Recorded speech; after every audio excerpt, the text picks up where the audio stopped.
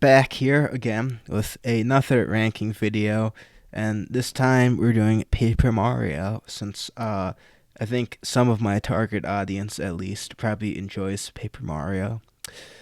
Um, I've been thinking about doing a lot of these ranking videos because I enjoy them, and I definitely know people care about the opinions of some random guy on the internet, so I might do a few more of these. And I have some more video ideas for the future. Anyways, without further ado, I'm going to rank these 6 games. Not Paper Jam. That's a Mario and Luigi game. Fight me. Um, and as far as Thousand Year Door goes, I am just going clumped together the GameCube and the remake as one because really they are 99% the same game. I mean, there are differences between them. I like the GameCube one better for repeated playthroughs, but I think the Switch version is better for casual players, in my opinion at least. It's better. Anyway, so they're pretty much the same game, so I won't be ranking those separately. Um, Anyways, let's start with the worst and make our way up to the best. So, starting off in D tier, it's going to be Paper Mario Sticker Star. Now, this one probably doesn't come as a surprise to many of you, and trust me, there will be surprises in this video. But I think Sticker Star generally is considered the worst Paper Mario by most people. Um, I think a lot of people see it as the game that ruined the franchise and led us into the disease known as modern Paper Mario. But um, to be fair, I wouldn't say that modern Paper Mario is really that bad, and I defend it to an extent. But Sticker Star is not a very fun game for me. Basically, um, yeah, the combat's way worse, but so are the graphics. Honestly, they're the worst since the original. Um, and graphics don't entirely make the game, but it's not pleasant to have the graphics be downgraded. And to be fair, that wasn't really the game's fault. That's just more of a handheld console thing, but it does kind of suck. And that's one reason I don't like the Mario and Luigi series as much as Paper Mario, because I don't really like using handheld game consoles in general. But beside that, the story is lacking. I would say it has the worst story in the entire series. The combat seems to pretty much be based on having lots of good stickers, which are not that challenging to come across, rather than any sort of progression through levels or strategizing, like which kind of sucks. It's just kind of mindless. Throw out the most powerful stickers and then you win. And yeah, people hate Kirsty too, because she's annoying. So it does kind of go into D tier. It is a bad game, I would say. However, it's not like offensively bad. It's not like it's the worst game ever or anything. It's just kind of sometimes you miss, and Nintendo missed a little with Sticker Star. Okay, to follow that up in C tier, I'm going with Paper Mario 64. Okay, look, I can already hear you screaming and punching your screen in fury, and well, to be fair, my opinion does not count for that much. However, I do not like this game that much, and let me tell you why. First of all, the graphics are just downright atrocious. Yes, I get it came out on the Nintendo 64. Even so, though, I liked Paper I mean, regular Mario 64's polygons better than this, honestly. Even 8-bit Mario was better than those graphics. They're very unappealing to me for a series that generally has had a very nice art style. And furthermore, the story is really lacking. I'm just going to come out and say it. The story does not have much. It's basically just Bowser kidnaps Peach again, and it's like we've seen this a million times already. And the Paper Mario series as a whole is good with its storytelling. This game, not so much. It was pretty weak when it came to that. The music is decent, but it's not as good as the music from many of the other games. Like the two games that came after this, Thousand Year Door and Super Paper Mario, I think had much better soundtracks. Although this one did have a few good ones. And that is kind of why I feel it's just a little bit lacking. Like, yes, the battling is good, but so much other stuff is kind of lacking. And that's why it's in C tier right here. Not very high on the list. And I think it's a very overrated game in my opinion, but I'm sure many of you disagree. The next game that I'm going to put up here is going to be Paper Mario Color Splash. Color Splash, it's not a very good game. But I am kind of a Color Splash defender to an extent. I think a lot of people are really too hard on it, honestly. It wasn't a good game, but it wasn't a bad game either. Like, the game did have a lot going for it. Like, I think Color Splash gets way more hate than it really deserves, to be honest. Like, yeah, I get, like, the battling was not good. I understand your complaints when it comes to the battle system. It was not very fun. However, this game did have a lot going for it. The graphics and art style were amazing. The music was great. The puzzle solving was really well done, I think. And, you know, we talk about the story not being that good, and that's true. However, Paper Mario 64 and Sticker Star still both had worse stories. Really, the next three, when I think of Paper Mario having good storytelling, these are the three I think of. Definitely none of these three. I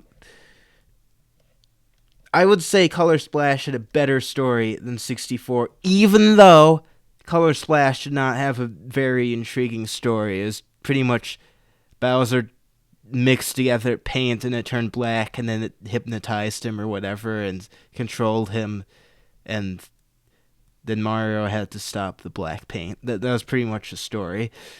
However, Paper Mario 64, it feels like they didn't even have, like, a story beyond just reusing Bowser kidnaps Peach for the millionth time, which is also what they did in Sticker Star. At least they tried something new in Color Splash.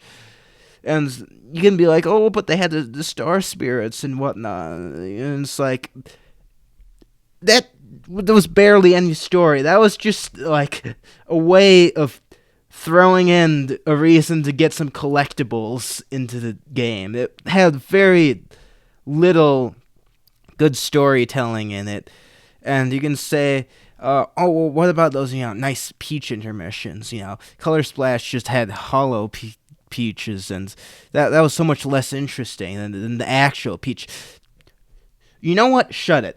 Paper Mario 64's Peach intermissions were junk. All that happens in them is that Peach fails to escape every time, and then she learns about what Mario did, which we already knew about because we're fucking playing as Mario, alright? Like, Okay, sorry, I got a bit too animated about that. Anyways, the disappointing thing about Color Splash, though, in my opinion, is that the game wasn't bad, but it could have been so much better. With like, I feel like it's like mostly a good game. It has most of what you need to have a good game. But then there's just some stupid junk that the developers added that just completely boggles my mind. Like, what were they thinking when they added the Shy Bandit? Maybe they weren't thinking. I don't know. But at some point, they must have had, like, a meeting or something about this, right? When they were making this game, somebody came up with this, suggested it. They sat down and discussed it, and then they actually thought it was a good idea to add to the game somehow. And Rochambeau is terrible. I mean, we talk about how stupid it is that you need to, like, the third round of Rochambeau is always random, and you just have to hope you get lucky and win, and keep doing that until you win at all the Rochambeau temples. And how you have to reset the RNG, and how it's time consuming and stupid. Yeah, that's bad. That's not even the worst part of Rochambeau, though. What I feel like people overlook with Rochambeau is the fact that it completely breaks the economy of the game. You can basically very easily farm infinite coins playing Rochambeau, and that breaks everything.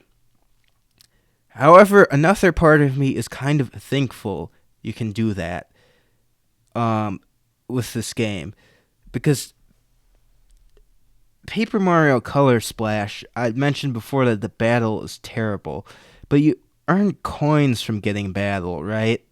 From doing battle when you beat the enemy, and if you don't have to battle and can just play Rochambeau instead, then it's almost like a weirdly good thing. It's like a bad part of the game made another bad part of the game less bad since you don't have to do it. In the same way, I kind of feel like it's a strength of Color Splash that there's no XP and no leveling up, because yeah, that the game doesn't incentivize combat.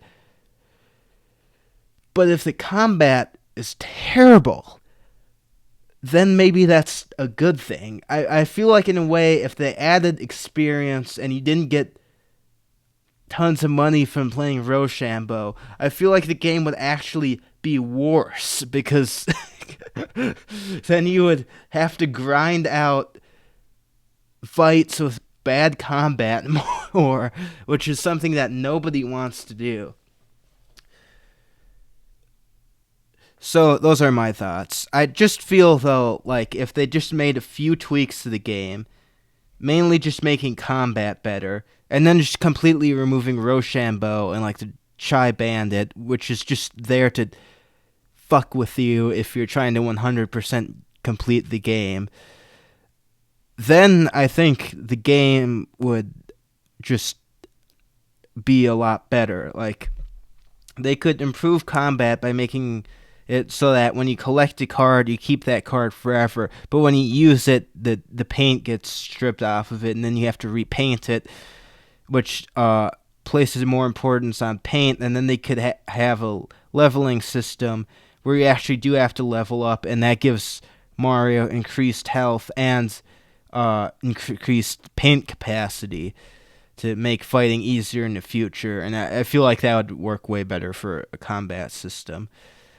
because Mario does become more powerful with more health and paint already in the game, so why not make it like a leveling system and just get rid of one-time used cards, which nobody likes.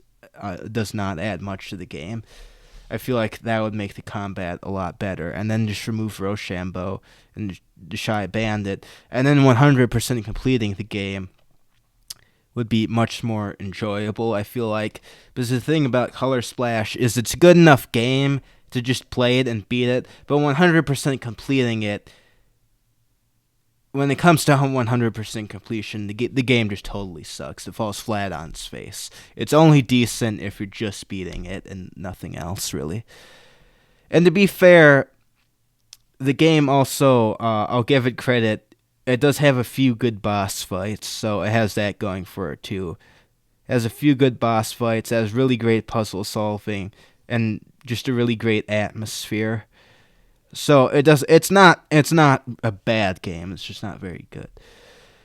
But anyways, I rambled way too long about Color Splash, but I did really want to talk about it, so that was nice. Next up are my 3 favorite games by far. I really love these 3. They're all going to go into S tier, spoiler alert. But let's start with Super Paper Mario, and I'll talk about this a little.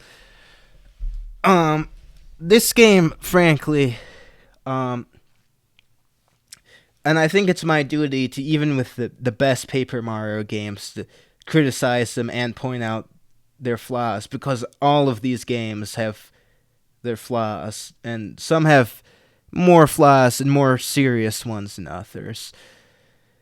But some of the things I don't like about Super Paper Mario, despite it being an S tier game, which I really like it, is that at times the combat can be ridiculously easy. I'm not completely opposed to them getting rid of turn-based combat. Like, that's not necessarily bad. It can work for an RPG game.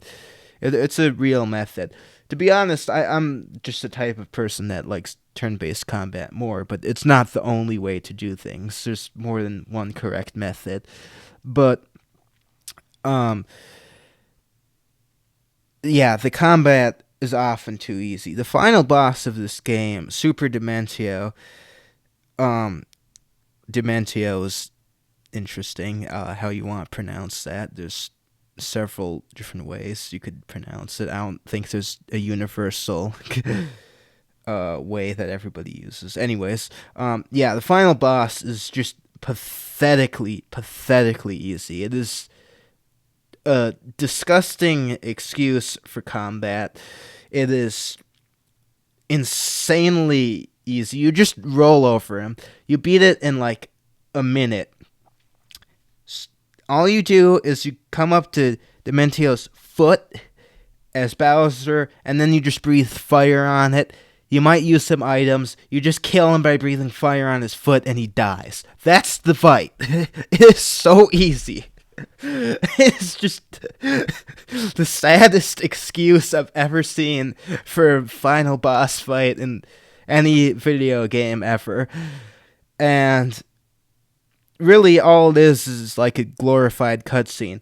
Honestly, they may as well have just made the final boss fight a cutscene, because at the end of the game, concerning Super Dementio, the story is what carries everything. Like, this game has an amazing, wonderful story, and that that is the sole thing that carries it through its final moments, not the combat.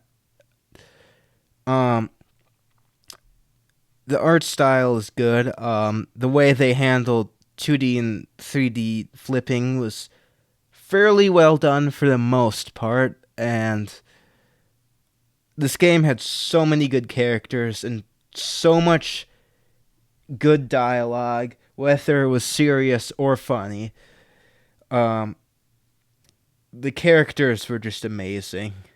There's so many of them too, and they're so good. And it was really enjoyable to be able to play as 4 different characters, with Luigi barely squeaking in at the end. But their different play styles were really fun. It's extraordinarily fun to platform with them. Yeah, it's a shame that we didn't have like partners with more personality, but the pixels were also fun to use. And Tippy's character was amazing, of course. So this game has a bunch going for it. One thing I will say about it, though, that I don't really like is 100% completing it. I think they did. It's annoying to have to collect all the cards. A lot of the final tasks are tedious. It's ridiculous how you have to beat the flop side pit of 100 trials twice to get to the boss. I mean, that's just beyond stupid. I mean, the TTYD remake kind of did something similar with the Whack-A-Fight, but even that was less bad. You have movers and the mover to start that gets you halfway there. But yeah, it was just pointlessly tedious and stupid. So, although the Pixel Queen's character, who appears to be the boss at the bottom of the flop side pit, is very interesting as well. And one thing I like about this game is not only does it have the best story, but there's so much lore to it. And to this day, there are unanswered questions about this game. Who wrote the Dark Prognosticus? I mean, some people might say Dementio. But we don't know that. That's just one possibility, and there's other possible answers, like, could it have been his father that wrote it? What if, there's so many different things that we still don't have the answers to, and it's a very lore-heavy game, which I greatly enjoy. After that, we have Paper Mario: The Origami King.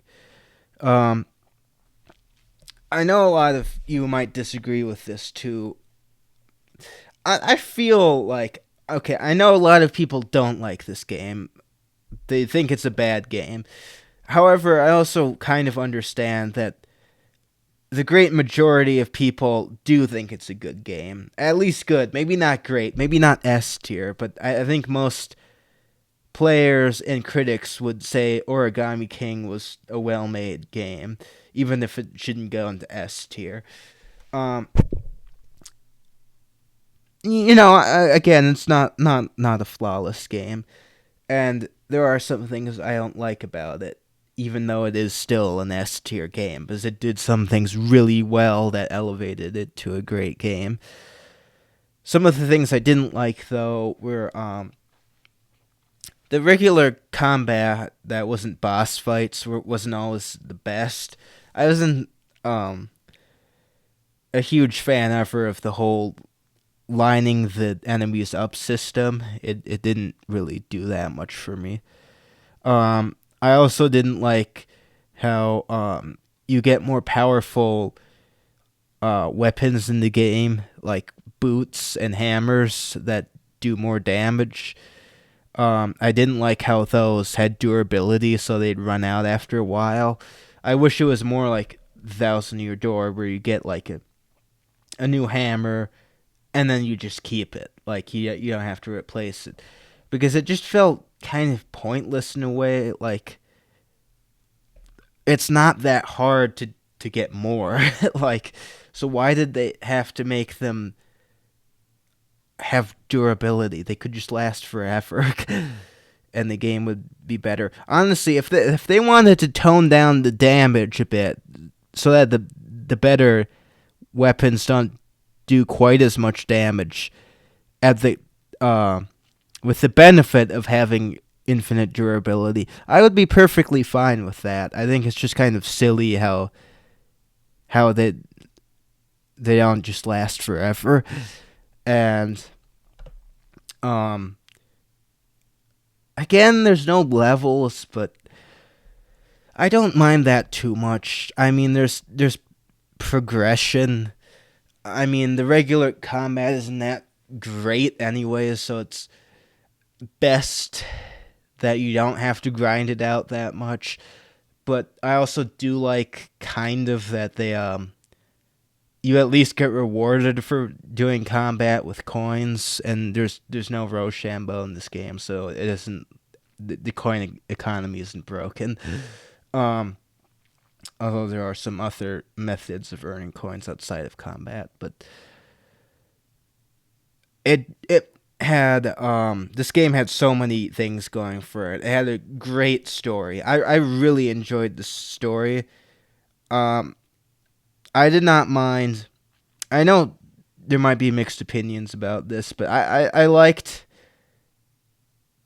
I've never minded that the modern Paper Mario games have taken a more it's literally paper aesthetic to their games. Like there's objects from the real world that interact with paper and whatnot, and the way paper is used.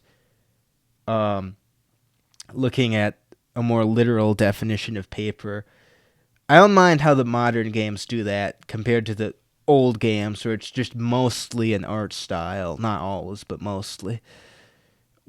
Whereas the modern games take on a more literal approach to the paper. I don't mind that at all. Like, I don't mind the bosses in Origami King, or the like how they're like real world objects that fight against paper. I think it's cool, honestly. I don't have a problem with it, and the storytelling is great, and those office supplies have a lot of personality they bring with them. So I couldn't care less. The story does revolve around paper being folded a lot with origami, which is also cool. Um, I think King Ollie was a pretty well done villain. Um, he was very evil, which I think can be good for a game. To have such a serious threat that you kind of unites the characters, and the dialogue again was really good, whether it was funny or serious or emotional. Um, it's also one of the darkest Paper Mario games.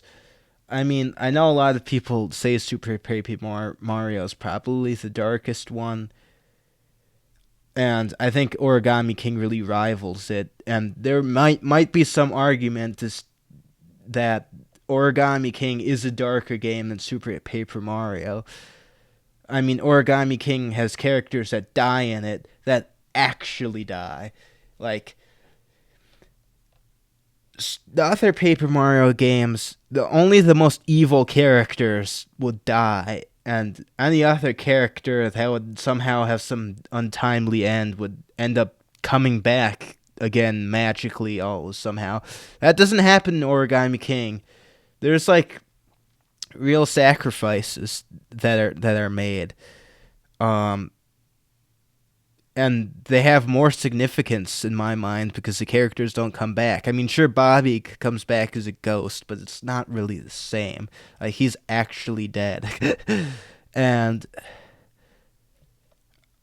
I'm kind of glad that they went that route, that they took things that seriously. And I feel like another problem, but also strength, both the weakness and the strength of this game, I feel like, was kind of how generic the characters are. Like the modern Paper Mario games, people have complained, and rightfully so, I think, that there's no unique species anymore like they had in the first three games that were introduced into the series. They just bring out all the classic Mario enemies, and they use a lot of them. They use toads for like all the NPCs, and they don't really use different designs outside of them having different colors. And um, that kind of applies to Origami King too, but I feel like at times that Origami King took that situation and kind of turned it into a strength in a way, because there's toads in Origami King, right? And I feel like they took that and poked fun of that fact and said, what if we made the fact that there's so many toads, into an integral part of the story that's actually really important to the plot? And obviously, um, that being that King Ali wants to commit genocide against the toads and kill all of them. And it's like, okay, it really helps to elevate him as a villain.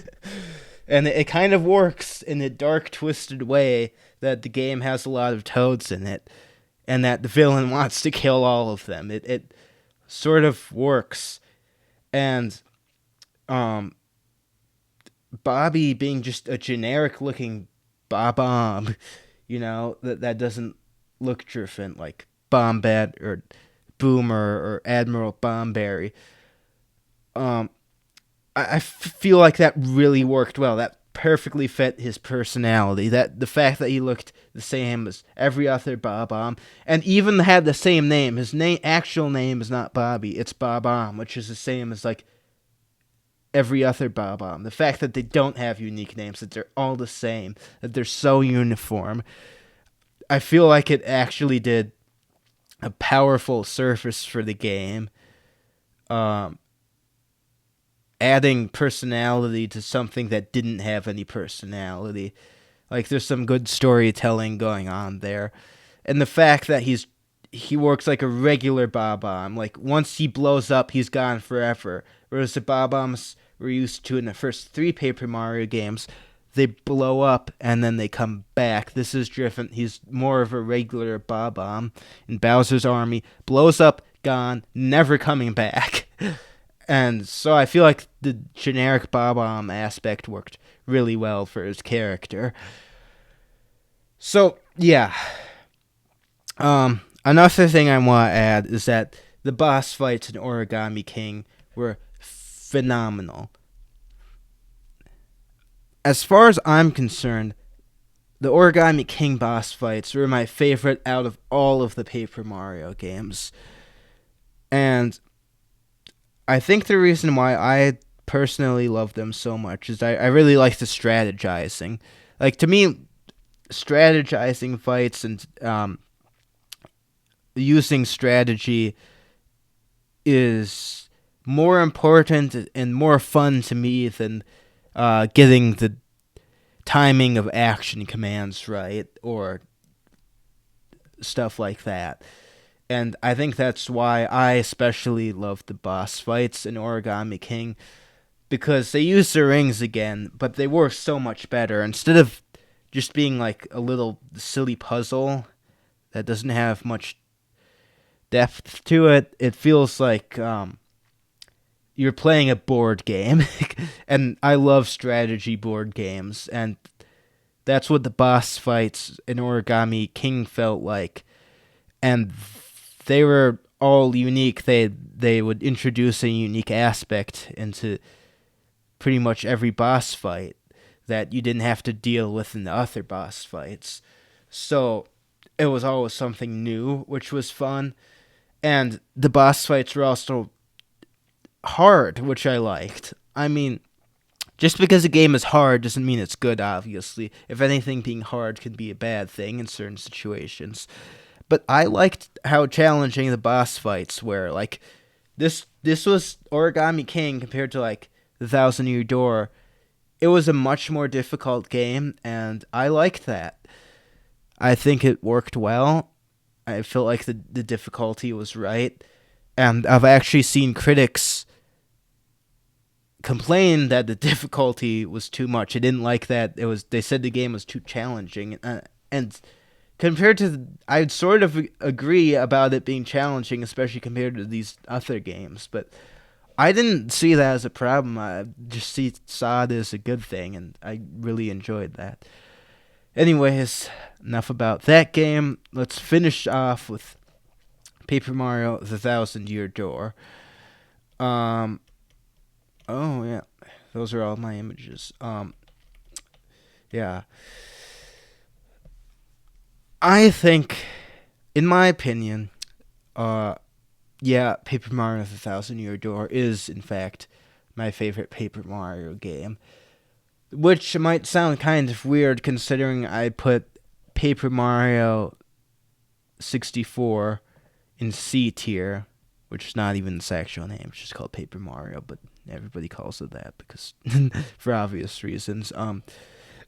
But it might look kind of weird to put this up as my favorite when I put this only in C tier.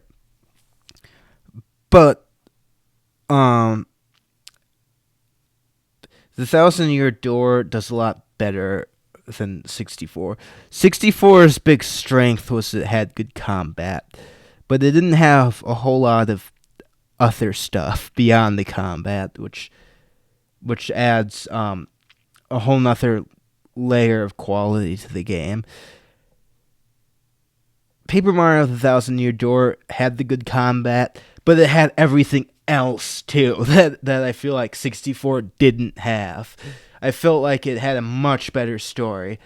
It had better graphics.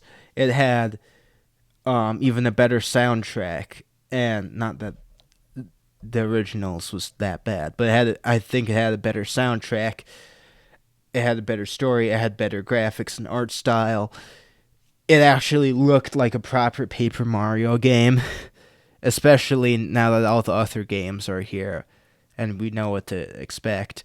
So yeah, it was very visually pleasing. It just had a whole atmosphere that was lacking in the first game, and that's why I have to put it as my favorite.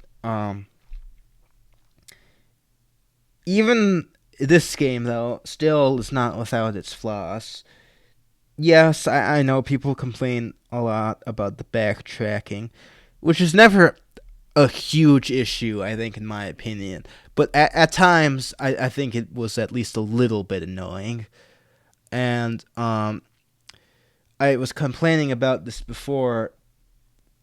Well, not complaining. I was pointing out the strength of the Origami King was that the characters that die actually die. That doesn't happen in Thousand Year Door or even Super Paper Mario. And that's another flaw with both of these games, actually. Count Black and Tippy, they don't die. They just get booped to another dimension, or they live out their lives peacefully. And that goes for all the other characters that heroically sacrifice themselves. They'll come back. That comes 2000 Year Door too. Tech dies. It's a very honorable sacrifice, but then he just comes back, and it's like in the post game. And I love that this game does have a post game, but it's also like it feels like it just invalidates the story and the meaning of the story and the meaning of Tech's sacrifice. And they did that sort of with other characters too. I mean, Sir Grodus ends up fine. I mean, obviously he didn't honorably sacrifice himself, but he should have just died. I don't know why they felt the need to bring him back in Goombella's exposition after you beat the game. Like, why is he brought back? Why was this a necessary... I mean, he was totally evil, so there's no reason why they had to bring him back out of sympathy, even. Not to mention the fact that not only was he decapitated, yes, but then his head was vaporized completely by the Shadow Queen. They bring him back as just a head at the end of the game, but I don't get how even his head survived, because after he was decapitated, the head was also struck by lightning and was gone. So, yeah, it makes no sense. I don't know what to tell you. It's just really weird. And, one thing I wish Origami King had more of was a post-game. I do kind of dislike in games how after you beat the game, you often go back to pretending that you haven't beaten the game yet. I mean, they just go back to, like, before you beat the boss. But you get the star on your profile and everything. You've beaten the game, but there's no, like, proper post game, even though there's definitely more to do after you beat the game, and there's plenty to do to 100% complete the game. but it is nice that there's an actual scenario of after the final boss has been defeated and we're going around now, and I love that with Super Paper Mario and the Thousand Year Door. That was nice. So I'm glad they at least have that. I just think it's kind of silly some of what they they did, and when they were talking about the what happened after the Shadow Queen was defeated, and then why did Vivian go back to build them? That she was, yeah, okay. You know what? Yeah, I don't think I need to talk about that anymore. But Thousand Year Door was a great game. It had great combat, great graphics, great music, great story. It had pretty much all the main components you could ask for from a game. Anyways, I've been rambling on enough about this. I want to hear what you guys think in the comments, though. Yeah, you can fight me and tell me I suck and my opinions are stupid. That's good. It helps the channel out a lot, so please do that. I want to hear all of your thoughts. So do be sure to share what your rankings might be and what you think of these games.